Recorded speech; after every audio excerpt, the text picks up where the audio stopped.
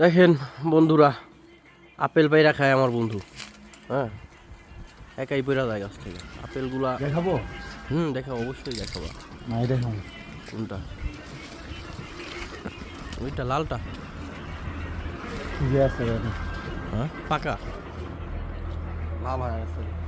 আরো আছে আছে তো অনেক।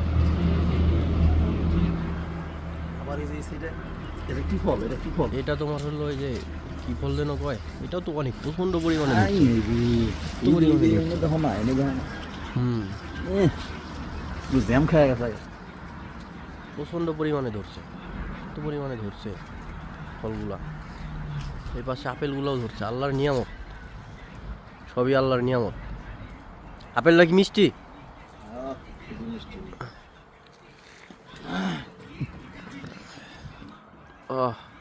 বাংলাদেশে যদি এমন হইতো